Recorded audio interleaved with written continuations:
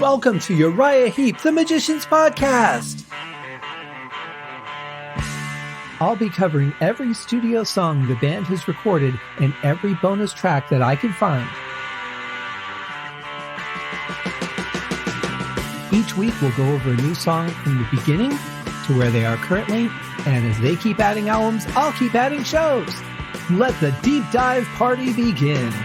In the magic garden, some were singing, some were dancing. Welcome to Uriah Heep, the Magician's Podcast, a fan podcast endorsed by the band Uriah Heep. How cool is that? That is pretty damn cool. We are here to talk about a song that I actually know very little about because, as I mentioned in the previous episode, this song was not on the American version of the album, so I didn't get to know it until many years later, and I've only heard it a few times. It's a really good song, and I'm looking forward to digging into it a little bit. But I want to go over a few things first, as of course, very important to me. Thank you to my graphic artist for the wonderful logo for the podcast, Scott Ladzinski. Thank you to Audionamix for their amazing product, Instant Dialog Cleaner, also known as IDC. Will not do a show without it, as you all know. Also, some other really cool people that, I would be remiss if I didn't mention my brothers in the Deep Dive Podcast Network. Why don't we have any sisters in the Deep Dive Podcast Network? We just got a female vice president for the first time in our country's history here in America. So I don't know, maybe there are some ladies out there who would like to start a Deep Dive band podcast. It doesn't have to be about a female band. You know, you could do one on the Go-Go's or the Bangles or whoever you like, but it doesn't have to be them. It could be anybody, but we don't have any sisters. So I will thank all of my Deep Dive Podcast brothers, Nathan and John, my buddies at the Deep Purple Podcast, Simple Man at Skinner Reconsidered, Terry T-Bone Mathley at T-Bone's Prime Cuts, Rye at Sabbath Bloody Podcast, Paul, Joe, and David at The Lap of the Pods. And also, as I always want to let you know, if you are into the history of some concerts, go check out gottahear'emall.com, where my friend Allegra just lays out all the details for you. Very cool place to go.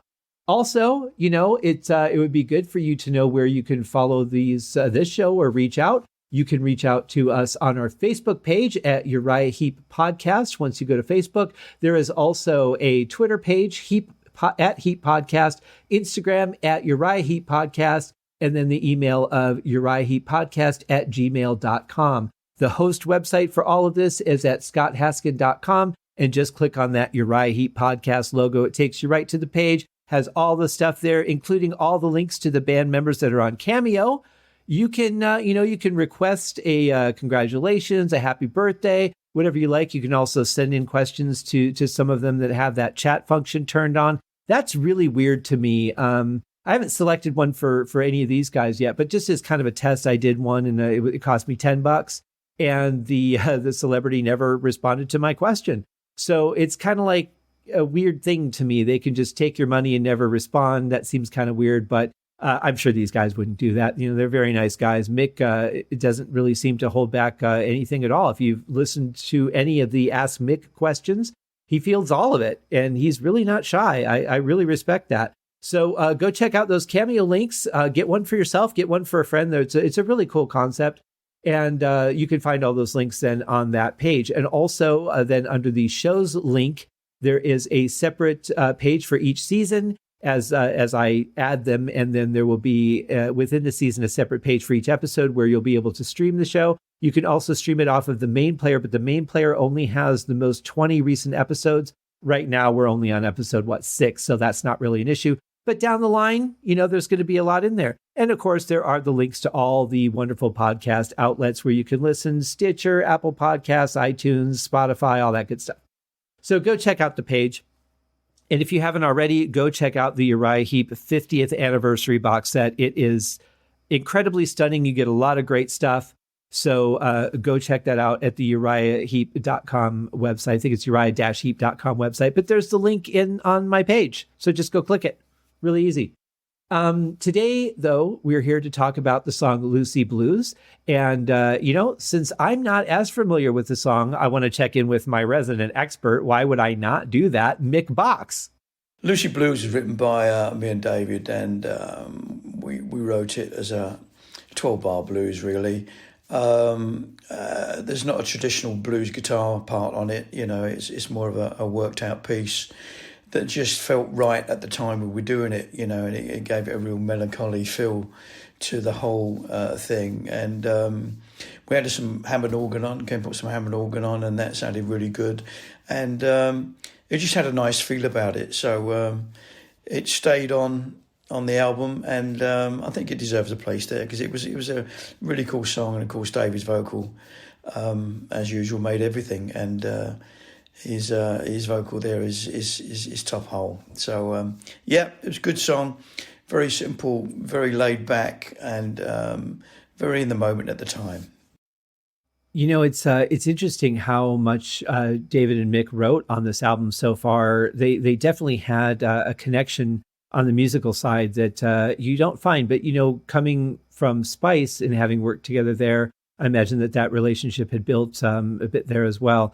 But it's nice when you're able to connect with someone else in a writing capacity. I do most of my writing alone, but I've worked with other people before, and there's really nothing like that unity as far as I'm concerned anyway.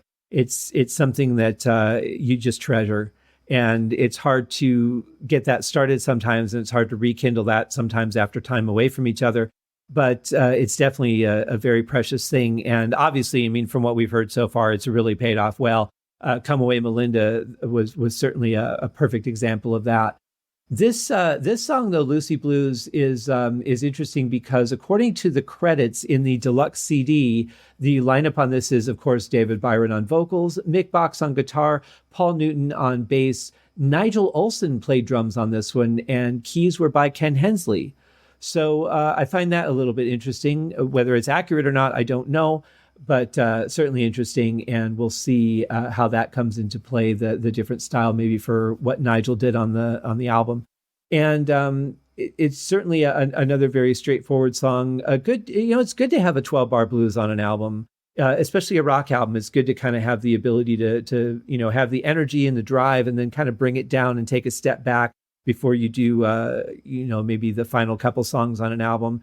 This one places 4th on the European version of the album, and like I said, it wasn't on the American version, so a slightly newer song for me than some of these others that I grew up with. But a good song nonetheless, and I'm really excited to dig into it. So you know what? I'm just going to shut up and start playing the song.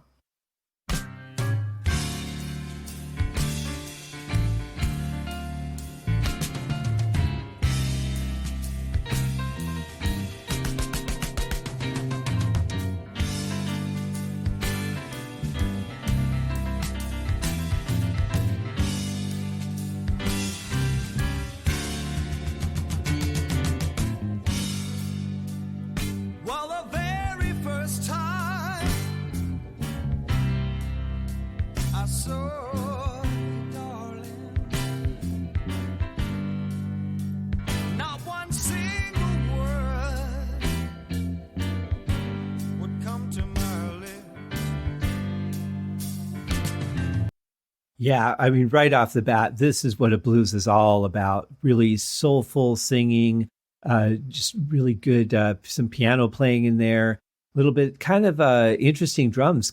Not quite jazzy, but certainly fits the feel of Uriah Heep with the kind of fills that he's playing.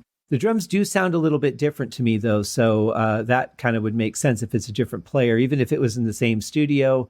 And he just sat behind the kit that was already there. His hitting is going to be different.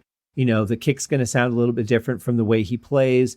But overall, just a great start. And this is one of the ones that, if I were still someone who smoked cigarettes like I used to years ago, this would be one I would just take like a beer and want to smoke a cigarette and just sit there and watch the band play this song.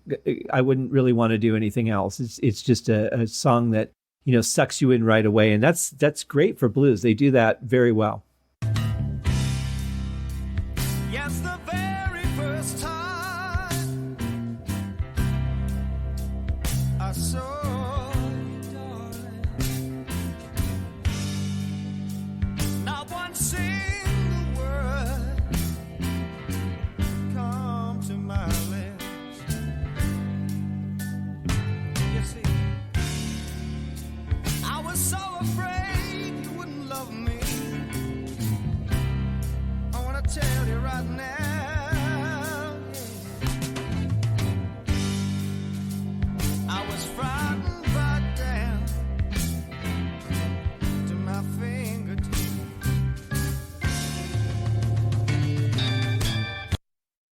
I don't know about you guys, but I think the drums are just a little bit loud in the mix in comparison. I mean, the drum mix together, the whole kit sounds really good within the confines of the drum kit, but I think overall the drums might be a little loud compared to the rest of the band and the vocal.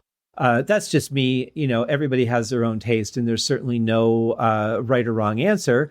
It's just a matter of personal opinion. And it's weird because I'm a drummer. So for me to say the drums are loud, you know, that kind of makes its own statement.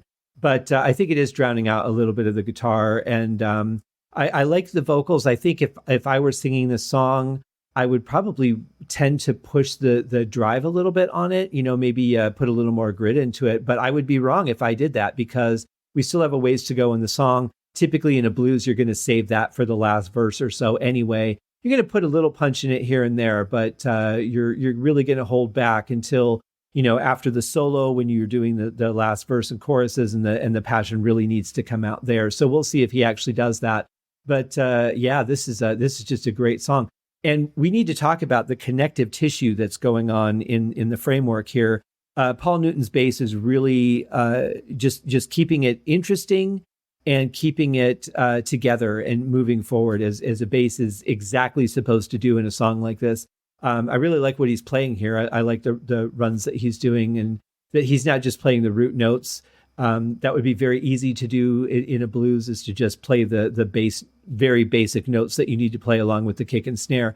But that's just not his style in a song like this. He's very good at knowing when to be a little more forward in the song and play, and he certainly pulls it off here very well. In fact, I think the song would not be very good if it didn't have that in it. But I could be wrong. I mean, you still have the vocal and all the other instruments, but to be able to carry the song and move it forward, that bass line is really just smoking hot.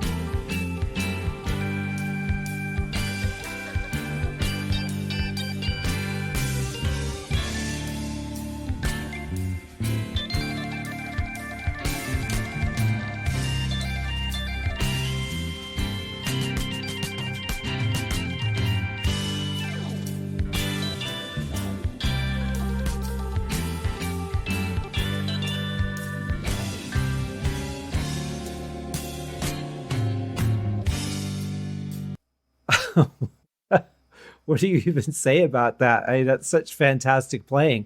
It's interesting when I think about actors being in a movie or a television show, and they're asked to do a lot of different things that may not be things that they know how to do, may not be things that are within their comfort zone. Let's say that you have an actor who is really good on screen, but they're not good at public speaking, and they have to do a scene where they're talking to 2,500 people in a room at a conference, for example. That's a really tough position to put somebody in, and they have to learn how to do that very well.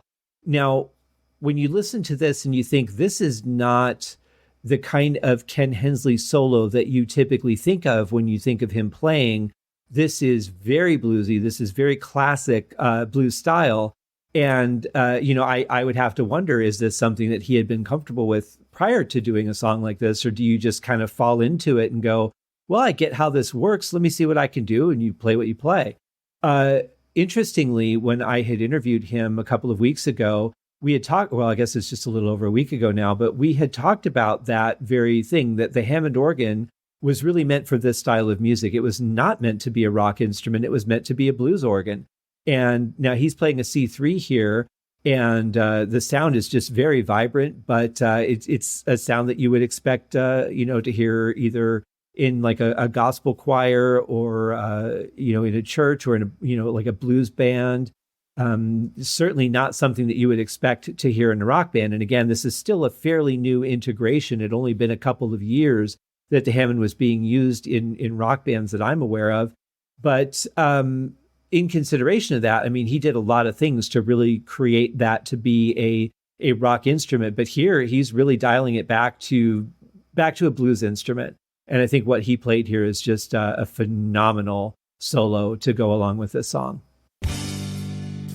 So baby, when you went away, that unlucky day last September, I was like a little lost boy in the wilderness. Baby, baby, baby, baby, baby, baby, when you went away.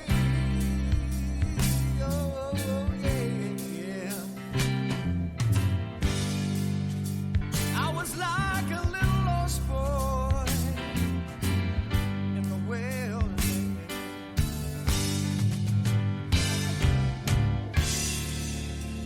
And I've just been sitting there thinking of everybody I've ever known.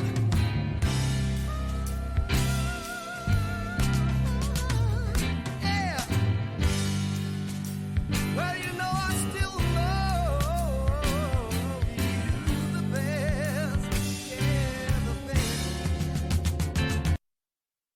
I have to admit, I had forgotten how good this song really is. And I'm not a huge blues fan. I understand the blues function in rock music, that a lot of it is based on blues or came from blues.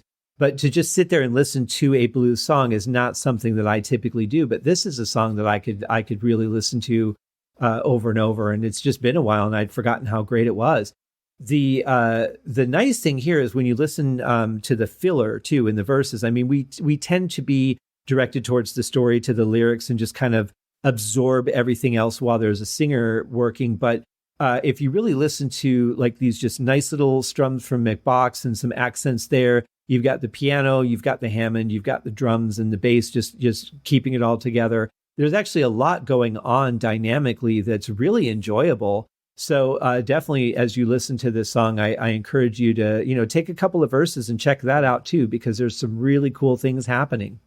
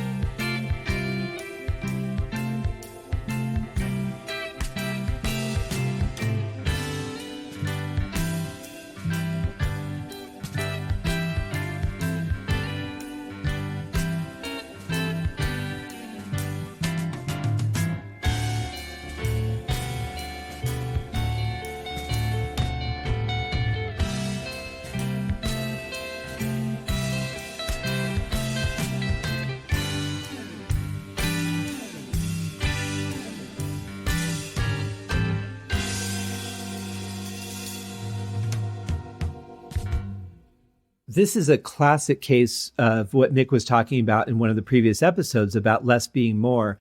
And you kind of expect that after such a stunning vocal and after that crazy keyboard solo, you kind of expect that there's going to be something big coming from Mick Box.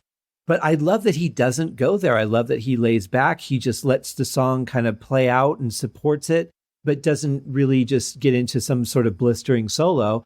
I think it's really respectful of the song, and certainly shows a lot of control and restraint, because I'm sure he had ideas that could have taken it in a whole nother direction.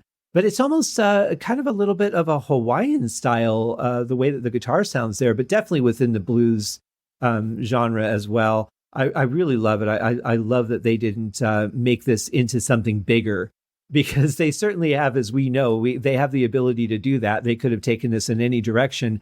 But I really like the way that this plays out. It's gentle, it's calm. I could see being in like a basement bar and that's just like all Christmas lights and maybe a couple of red stage lights, but like white, bright Christmas lights everywhere. And just people sitting there in a smoky room and just watching the band play and kind of slowly nodding their head and tapping their foot along with the song. For some reason, that visual just comes to mind with this song, but it's certainly a beautiful one. Great blues, something really classic that I, like I said, I'm not a big blues guy, but I really enjoy this one. So thank you guys for joining me on another episode of Uriah Heep, the Magician's Podcast. I've really had fun digging into this song. I hope you guys have enjoyed it too. Please feel free to reach out to me on any of the social media platforms. Like I said, there's links to everything. If you go to the website, just go to scotthaskin.com and then click on the the Uriah Heep podcast link, and it takes you right to everything. It's all there. But thank you guys very much for listening. Thank you, Mick Box, for these wonderful insights into the songs, because we wouldn't get these otherwise. There are certain elements that I could find in the CDs and stuff, but it's great to just have Mick going with what what he remembers in the moment and what he feels is important to share, and I really appreciate that. Thank you guys for listening, and we will see you next week with another episode and another song. Cheers! Thank you for joining me on this episode of Uriah Heep, the Magician's Podcast. If you have enjoyed this show, please consider going over to Apple Podcasts or your favorite podcast outlet, leaving a rating or a review. Be sure to subscribe to make sure that you are notified when new episodes are available. Please be sure to share this podcast with your fellow Uriah Heep enthusiasts and anyone who you think would like Uriah Heep, which should be everyone. And if you are so inclined, please feel free to contribute to the Patreon account. And if you are not a Patreon subscriber, you can also pay through the PayPal link on the website listed in the show links below. I would also like to thank Uriah Heep for their very generous support of the show, and thank you guys for listening. We'll see you in the next episode. Happy days!